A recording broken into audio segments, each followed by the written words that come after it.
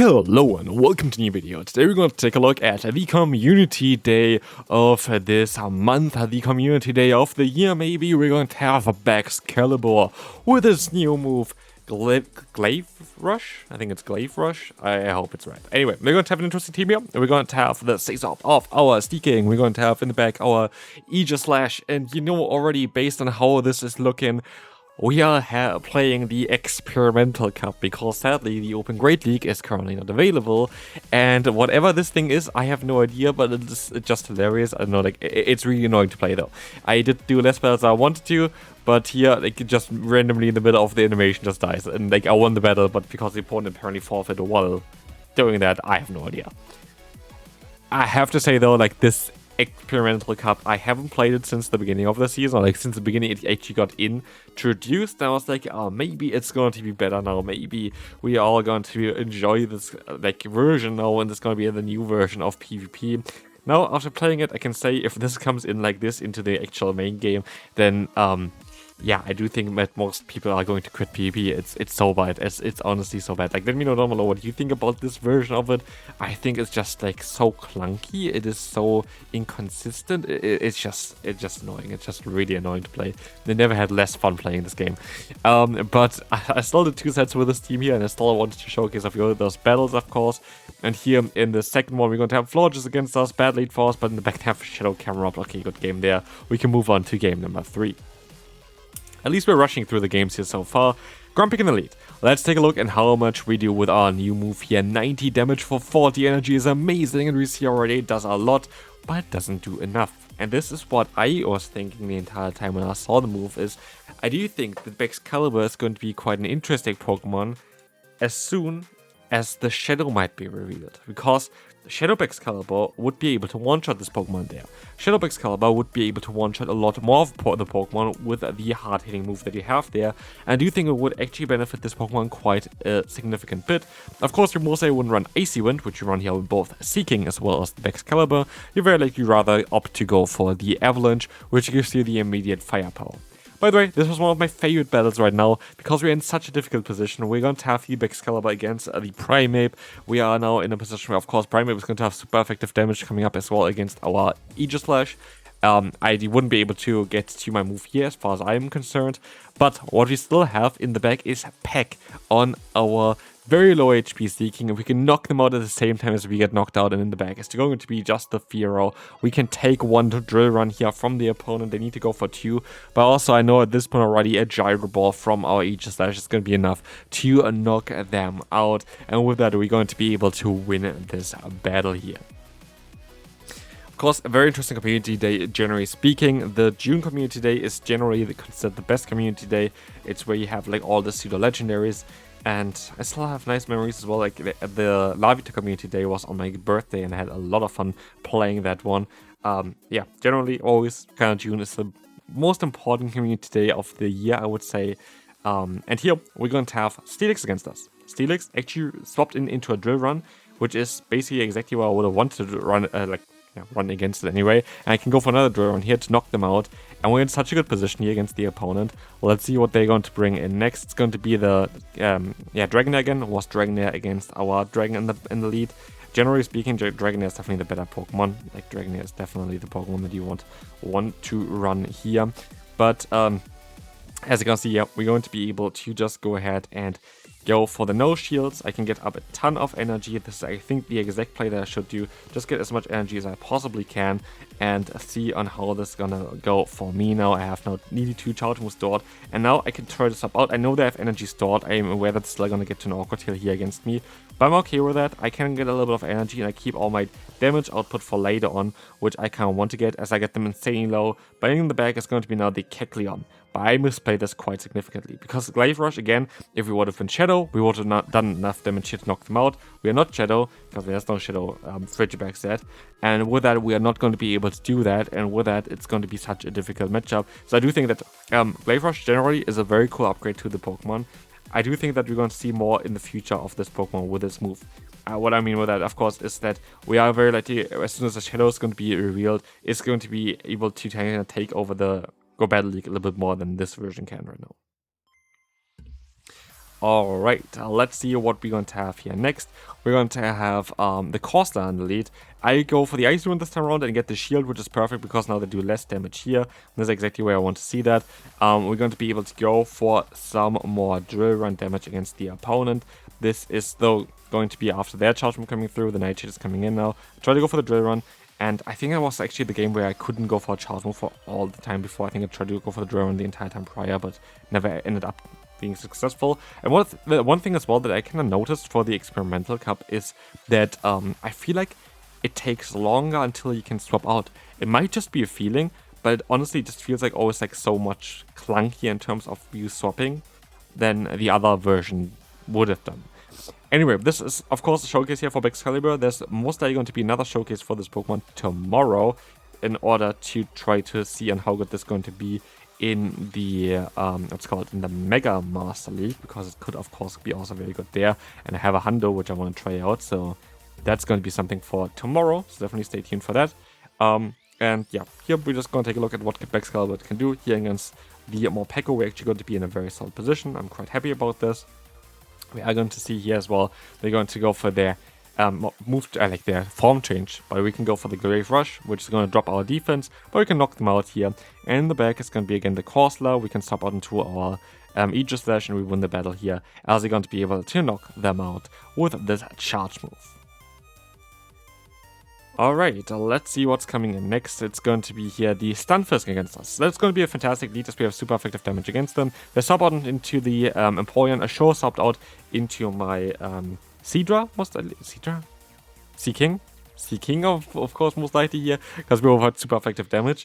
But I was a little bit late at swapping there anyway, so I was like, I just got the damage to guarantee the knockout. And that's exactly what I'm going to try to do here. And it does seem to work out quite well as well. Like, I do think that's going to work out quite well for us.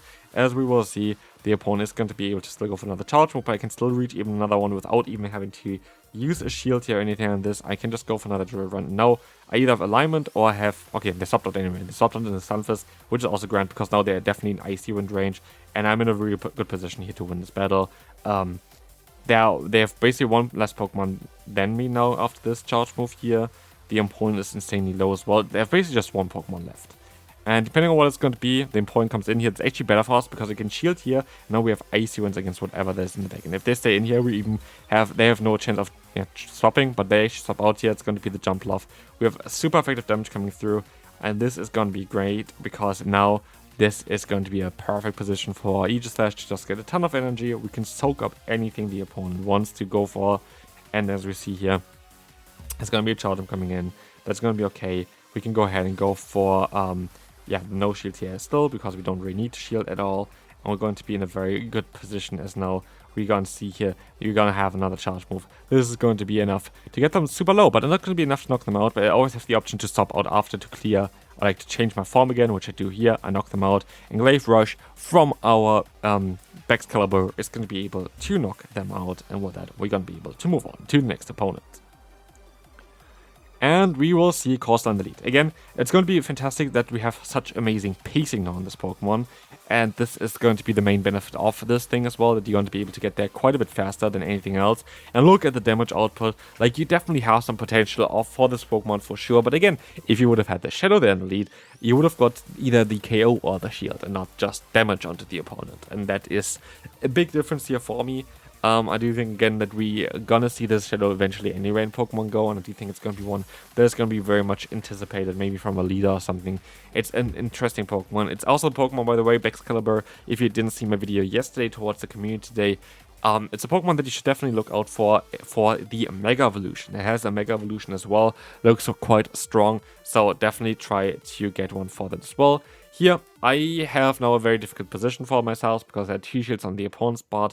And if you maybe watched the recent regions as well, it's been said over and over again.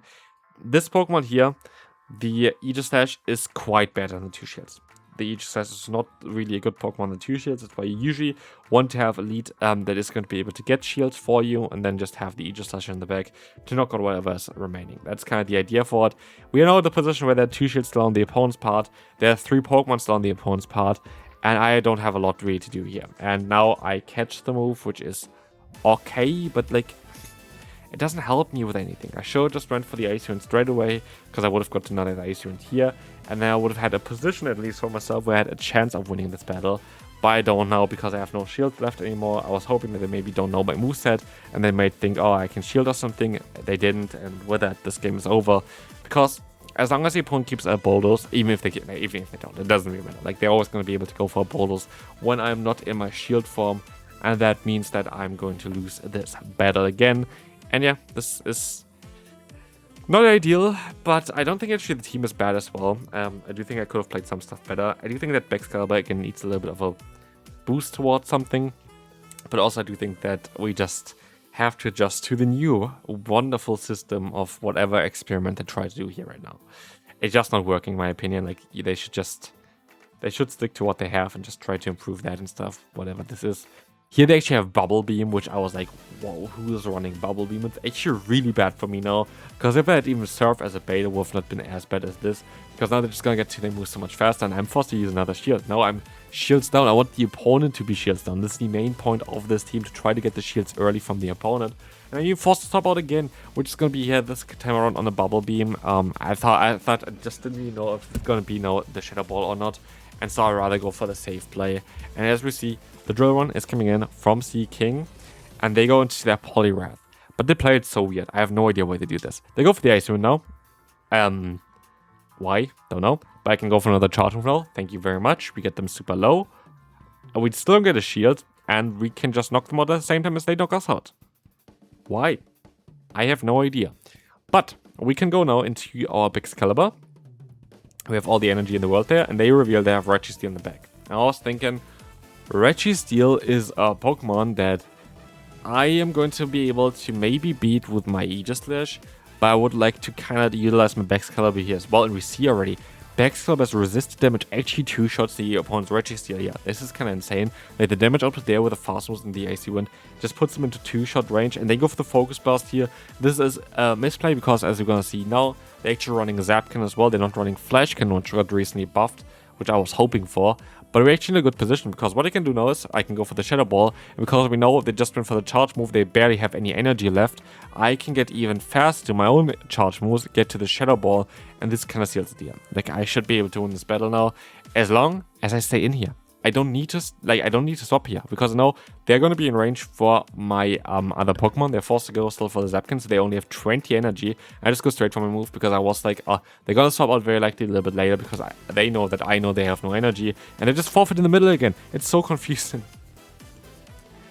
Okay, now we have the final one here. We are going to have the final matchup. It's going to be here the Melima. Melima is quite bad for us. And they go straight for the move at the same time. We have the same pacing. I do win this in the 2 shields straight, but I want to kind of catch the move, and they went into Licky instead. So that's not what I want to see. Licky is a bit tricky for this team. That's something I knew before as well, because you have Shadow Ball for our backline, like for our Aegislash. You also, of course, that rollout for our lead for the Baxcalibur, and that's just not really ideal, is it? Like, that really doesn't work out. And so, in comes here the Icy Wind from us. We are going to be able to let the move go. This is going to be the Shadow Ball again. And we're going to try our best to go for the Icy Wind from our Baxcalibur. This is going to be alright. This is going to be now enough, hopefully, as well, to get them low. But like, the thing is here, it's going to be so tough. The opponent's going to get us low. I can go for another Icy Wind, but I need to get energy on my Aegislash in order to deal with the Melima. I don't really have anything to deal with the Melima anymore. We just were always kind of really badly aligned, and that's kind of the story of this game specifically. As I can now get a ton of energy, but I still need to deal with the Licky as well. The Licky still exists, and Licky comes in here right now. It's not going to be in fountain range for any of my Pokemon. And I can still go for another charge move, and this is making things just worse. I should have went a little bit earlier, because now I'm not going to be able to survive a foul play either. And I was like, I just have no play anymore. And it's also going to be it kind of for this video now. Baxcalibur again, I think it has potential. I think it's cool for some limited metas. I don't think it's going to be getting the upgrade that I maybe needed to have, yet at least. Because I do think, again, if it's going to be a Shadow Pokemon, it might have the play that it needs in order to deal with all of the threats that you kind of need to deal with, because you're going to be doing so much more damage. So definitely worth at least keeping. Also for the Mega, cool community day still. See you then. Bye bye.